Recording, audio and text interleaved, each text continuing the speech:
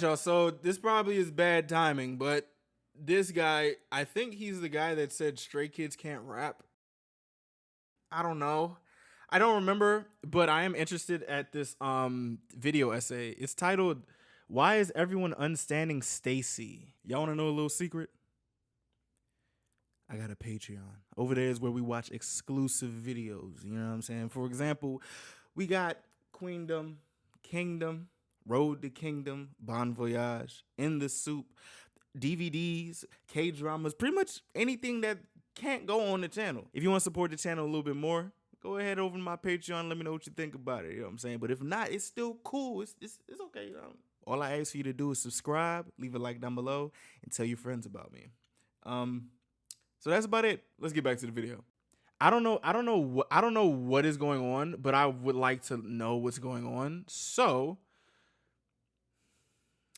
let's just watch it. You know, this is Planet Minjay. You know, if he says anything crazy, don't send any hate to him. Let's be respectful and everything. But let's see what's going on.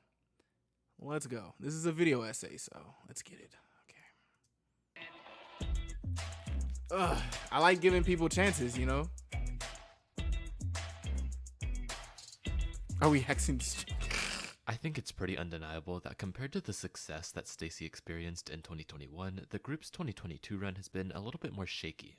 What seemed to be a solid fanbase has been dispersing to fandoms of more popular groups, and now Stacy's future seems a little bit more uncertain than it did in the past. Which is kind of crazy because last year they were arguably a top 3 girl group who looked like they were on their way straight to the top. Mind you, I'm gonna just say this now. I don't really know too much about Stacy. I heard Beautiful Monster and I love that song. So yeah, I just want to know what's going on. So why is this happening? Why are so many people dropping a group that everyone thought would dominate 4th Gen just a few months ago? Hey everyone, I'm Planet Minjay, and today's video is going to be an essay on what's happening with Stacy right now, as well as an analysis on the general behavior of K-pop stans. This video is meant to be more conversational than anything, and is not meant to spread hate towards Stacy, so please don't think that's what I'm trying to do. And if you like my content, don't forget to like and subscribe. Alright, without further ado, let's get straight into the video. No, I need to listen to more Stacy. Context. Okay. I think to get a better understanding of the problem at hand, we need to do a bit of a background on Stacy's history. Okay. To start off, the group debuted with the song So Bad in 2022 under the company High Up Entertainment. High Up Entertainment was founded by the music producing duo Black Eyed Pilsung, who created mega K-pop hits such as Twice's Cheer Up and Fancy, or A-Pink's Dum Durum and Ung. So there were a lot of people anticipating the debut of the company's first girl group. And I think it's safe. Wait, wait, what? What? They debuted in wait, what? They didn't debut in 2022. What the fuck? What? I'm almost sure they didn't debut in 2022. Oh, they debuted in 2020. I was about to say, because if they debuted in 2022, I would have been on that. Hold on.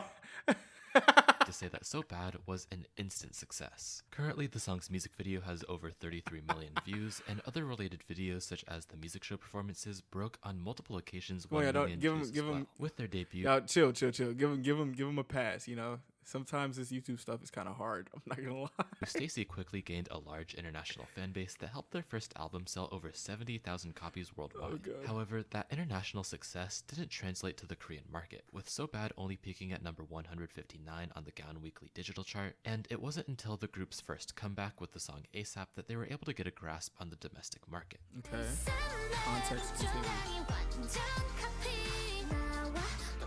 When Stacy I know, had their Brie. first comeback in April of 2021, Trying to be nice. They experienced exponential growth both domestically and worldwide. ASAP peaked at number 9 on Korea's Gaon Weekly digital chart, 150 places above So Bad's peak, and has hit over 56 million views on YouTube. Damn. This was also their first album to sell over 100,000 copies, but what's really important is that this song started the trend of their songs going viral on TikTok. ASAP has been used in tens, if not hundreds of thousands of videos. Hey, hold on, wait, I know her. Wait. That's the girl that went to she went to Korea, didn't she? I think she went to Korea or Japan. I don't remember. Where's her name at? In 10. Her.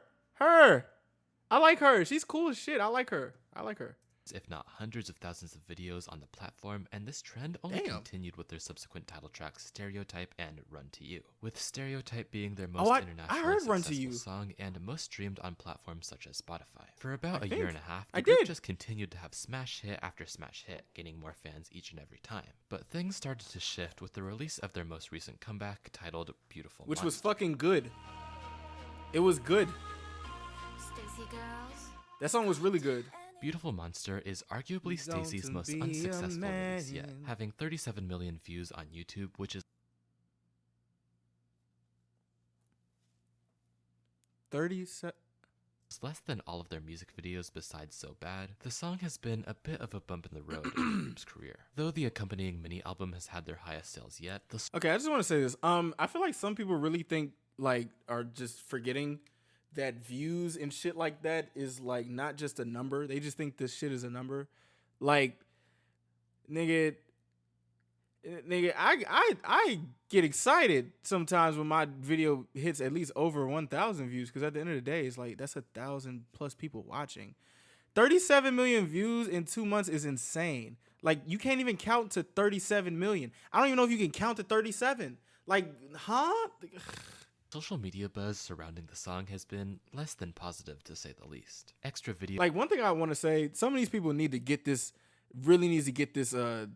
number shit out of their heads, because fuck. Videos for the song, like the dance practice, have not yet hit 1 million views, while all of their other title track dance practices have gained at least 2 million clicks. So the song on TikTok, according to the app, has been used in less than 20,000 videos, none of the song's music show stages. What happened? Also, YouTube deletes a lot of K-pop views because of mass streaming, so y'all really gonna judge 37 million? Oh, they do be deleting fucking views. They just be deleting shit. And even off of that, they got 37 million. Nigga, what the? If one of my shits ever hit 37 million, I'm not complaining about a damn thing. Shit. He says his video's a satire, whatever. Have more than 500,000 views, making it their first single to not have any stage reach 1 million. So, expectedly, this is also Stacy's most commonly disliked title track. Contrary to the overwhelmingly positive reception to their previous releases, people had lots of complaints about Beautiful Monster, ranging from things such as the genre, to the vocals, to even the choreography. You could argue that So Bad is Stacy's title track that deviates most from their core trendy sound, but lots of people, including myself, would put Beautiful Monster in that category. Straying away from their usual upbeat, youthful sound, Beautiful Monster has a more nostalgic and down-tempo instrumental, and features more extreme vocals than the group usually showcases. This sound is one that's not really the most popular within K-pop, and one that most Stacy fans aren't used to, so a lot of people called the song boring or forgettable. Others have complained that the members struggle to sing some of the more difficult sections, and the choreography has many times been called awkward as well. These opinions have all kind of been clustered together and created the general consensus that this is Stacy's worst era so far. Okay, so excuse me? What? So we're just are we really finna act like people can't just at least have one dud, even though that song isn't a dud? Are we gonna act like you're people aren't one hit away from just everybody forgetting everything? You know what I'm saying? Are we gonna act like Inmix didn't have that debut and people had their words about it, and then they came back with Dice, and we're gonna act like that song is not fucking amazing? Okay, whatever. Of course, usually this wouldn't be much of a big deal, but for some reason, the hate for this era has gotten a little bit extreme. Lots of former Stacy stans have ended up dropping the group altogether, and there's even been this narrative that Stacy have quote-unquote fallen off. Bro, that shit is pissing me off. People be saying niggas have fallen off just because you didn't hit 400 million. Oh my God, I hit 335 million. I'm falling off.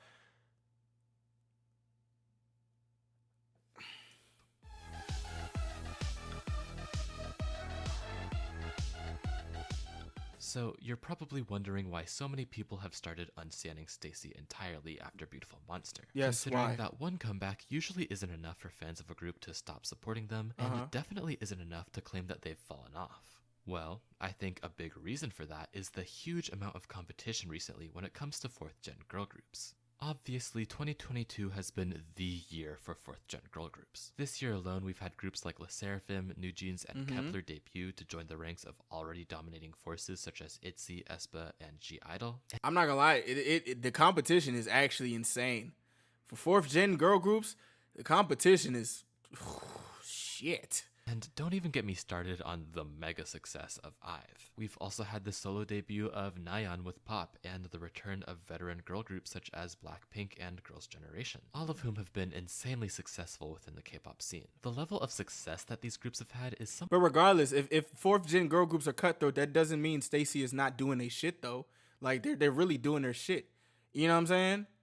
Like what the fuck? Rihanna might be going on tour next year. I would like for her to drop a new song, please. Somewhat unprecedented, especially considering the huge amount of them that have had these great moments. Therefore, when you look at Stacy, who have still had an objectively fine run this year, still, their lack of viral and explosive success with Beautiful Monster looks a lot worse in comparison than it actually is. A while ago, there was a pretty viral moment going around where the top 10 spots in the Melon charts — Melon is the most popular music streaming service in Korea, by the way. Okay. All of the top 10 spots were held by K-pop girl groups, with other girl groups filling many of the places. Damn, just that below is as a. well. Oh However, my god, look at that top 10. Fuck. Bro, these girl groups be going insane. Look at this shit. Attention, Pink Venom, High Boy, Afterlife. Oh my god. Forever One, Love Dive, Sneakers. Bro, New Jeans is. Oh, wait, what the fuck? New Jeans. Wait. Y'all, New Jeans got 3 placements? Oh my god. Oh, they be going dummy. the places just below as well. However, despite ASAP dominating the charts in 2021, Shit. Stacy currently have no songs even within the Melon Top 100. So when you put them next to any of the dominating artists this year, they look a lot worse. Now, of course, usually the success of a group or artist wouldn't drive away fans if they were simply there for the music, but as we all know, the reality of K-pop is a little bit more complex than that, and the more successful a group is, the more likely it is that people will want to support them. And for some reason, a lot of K-pop stans have trouble liking a song or a group that isn't as popular as others, which I feel like comes from a fear of being left out. Trend chasers.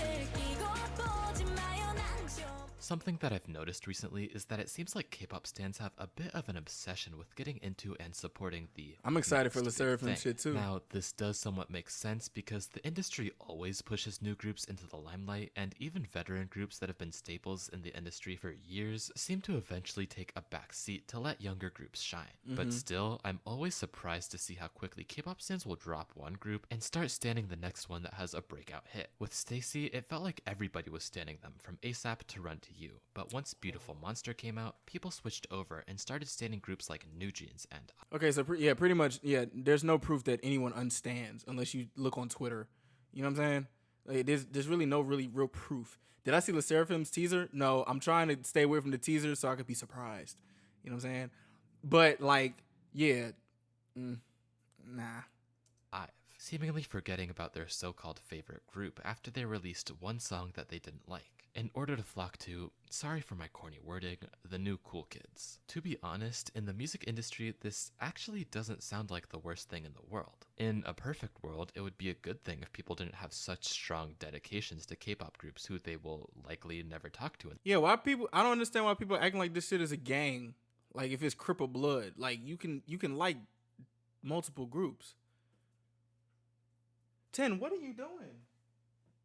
Stop licking your nuts, you weirdo. What are you doing? I can hear it. Ew. Their lives, and felt free to casually support whichever one they felt like at the time. But I feel like in reality, this phenomenon does a bit more harm than most realize. See, Okay. the problem I have with so many K-pop stans switching from standing group to group willy-nilly is that most of the time, it's not based on music, it's based on popularity. And furthermore, K-pop stans like to act as if they have some sort of claim over the popularity of these groups.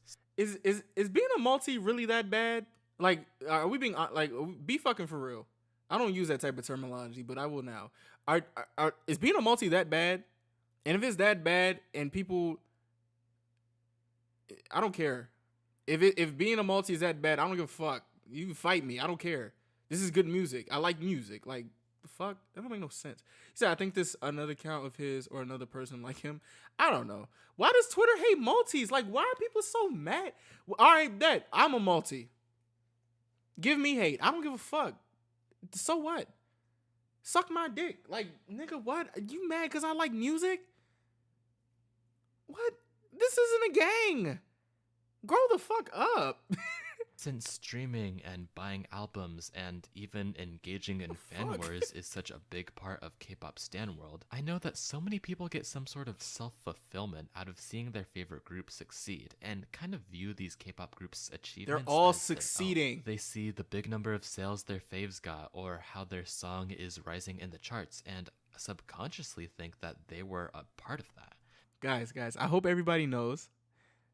This is for the chat and for the YouTube people. How y'all doing? I love you. Mwah. It's okay to like multiple groups. Every group is succeeding. Damn near every K-pop act is succeeding.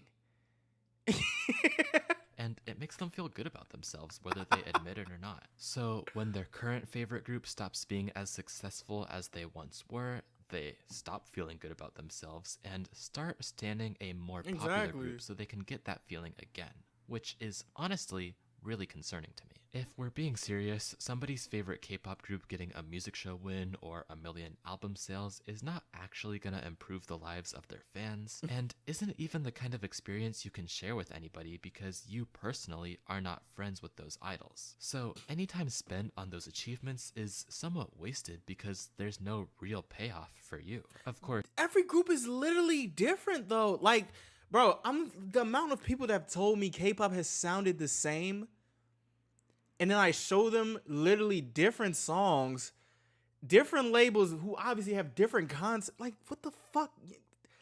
This shit don't make no damn sense. It doesn't make any sense. Like, real shit. It doesn't make any sense.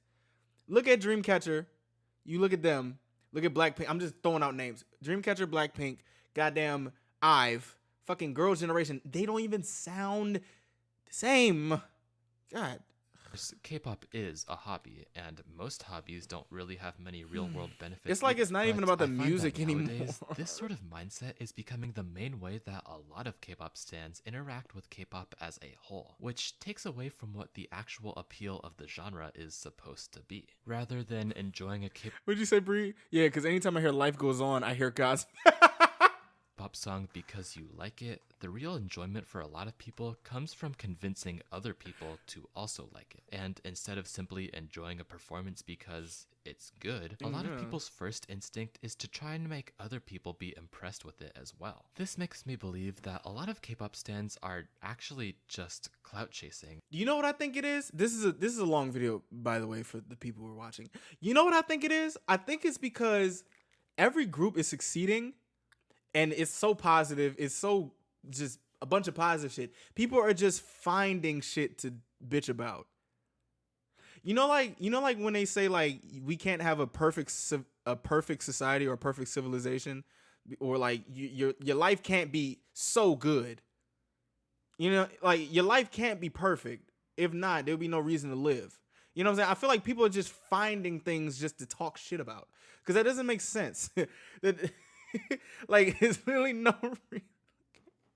You say when you hear dope, you hear ooh. Instead of actually enjoying the content that they're consuming. They don't actually like the art, they just like the power of being able to influence people on social media. People want to create and be a part of the new big trend because then they'll be able to get those social media interactions that bring them temporary joy. So they'll pretend to like something that they don't in order to get that, which in the grand scheme of things kind of kills the genre of K-pop as a whole. Rather than consume and support content because we actually like it, people are consuming content because other people are. and they want to fit Groupthink. in with those around It's them, groupthink. which is not how art and music are supposed to work. Liking music because it's popular and not because it's good removes the incentive for companies to make good music. If making mediocre music that's trendy sells better, then people will just start doing that instead. And rewarding subpar music that's trendy prevents groups from experimenting with new sounds, and That's another doesn't one let like them him? step Oh, outside of their okay. comfort zone. I've seen thousands of complaints talking about how nothing in K-pop is exciting these days, and I blame that largely on K-pop stans' inability to appreciate or reward groups for taking people by surprise. See the reception of Twice deviating from their original cute concepts, or even Kepler just this year not sticking with their debut image. K-pop groups will only stay at the top if they continue to be trendy, and the second that isn't the case, people stop supporting them entirely. So arrow to you. What's the point? This video is very informative. I do appreciate how he's giving this information because that shit's crazy. But it's funny how all this shit always leads to just the fandoms or the people in said fandoms who want to act like they don't know, they don't have brain. So arrow to you. All in all, I think this is a big encapsulation of how K-pop Nice big stans word. aren't really able to make their own conclusions or do any thinking on their own, and prefer to follow what's popular at the moment instead. K-pop. Okay, so. Oh my God, Bree, get off that channel, please. I would say, to me, I would say K-pop obviously is an industry, and there's different genres inside of K-pop. Obviously, K-pop is Korean popular music, or idol music, or whatever you say. You know what I'm saying? Ugh. There lacks a sense of individualism from K-pop stans that fans of other genres are able to exhibit easily, kind of exposing the lack of critical thinking skills that listeners of this genre hold, which could be the He's saying downfall genre, of just K-pop in think its it's entirety. Why would companies make industry. good music if good music doesn't sell well? And what's the point of engaging with the community if the community is encouraging this to happen? These are the questions that I've seen a lot of people ask themselves before stepping away from K-pop entirely, and I don't blame them at the end of the day. There's lots of things wrong with K-pop, and a large percent of us are part of the reason why. So I don't know who maybe us it's time is. to reevaluate how we engage with the genre. This is the song. This is the song that I wanted to listen to. I forgot Now, the name before of I it. end the video, I thought about some counter arguments and questions that some of you may have for me Oh yeah, he likes MC and D, so there's that. after watching the video, and I want to address them now so people can hear what I have to say. First off, I feel like a lot of people will say, but you disliked a bunch of really unique comebacks that happened this year. And this is true, actually. 2022 hasn't been a completely unoriginal and boring year when it comes to what's been put out. It hasn't been There's boring at a all. pretty decent amount of original sounds and concepts that have been done, and I've both liked and disliked some of them. Here's the thing. Hey, Just because something is unique doesn't mean that I or you have to enjoy it. okay. But your opinion should come from your own brain. I feel Right. like there's such a big bandwagon approach to how K-pop fans feel about different songs, and because so many people will voice their love or hate for a particular track, other people also feel like they need to have the same opinion. But really, it's not that deep. No one's gonna love or hate you more because of your opinion on a song, and if they do, then that's not somebody you should even want to have any kind of relationship with. Listen to the song and create your own opinion on it that isn't influenced by what the people around you think. And But you have to let it be known that people are automatically might be influenced by opinions. Not everybody is an individual thinker. And it's actually kind of insane when you actually realize that a lot of people are very mob mentality or like bots. You know what I'm saying? But that's just like, bruh, we know that. You know what I'm saying? So And as long as you do that, then whatever opinion like that's a you have natural is that's a valid. natural I don't human have a trait. problem with people disliking experimental tracks. I just have a problem with people disliking them only because other people told them so. Yeah. Another thing I can Hey, see Lissa, people what's saying poppin'? is, don't you get personal gratitude from MC&D's achievements? For those of you who don't know, MC&D is my all-time favorite group, and the answer to that is no. I like seeing them succeed for sure, and it does make me happy when they win an award or whatever, but Okay. I don't hold any type of ownership over that success. I am aware enough of my position as a fan to know that their success is due to their own hard work, and though I do promote them a lot on What's my up, twin? channel, I know that I'm I'm sorry not your a account got deciding hacked. factor when it comes to their fame. I also am a fan of them because I genuinely love their music and think they are amazing performers. I didn't get into them because they were What'd you say, Biddies? You said, but the thing is, some people think that having an opinion is being rude or talking shit. That's what I don't like. I don't like is I don't know. I don't understand the mindset on that. Because obviously there's a way to speak, but at the same time, these are texts on a screen. You can't really determine how someone feels unless they're like speaking in all capital letters. You know, I don't know. I like to just look at shit face value and not think too much into it.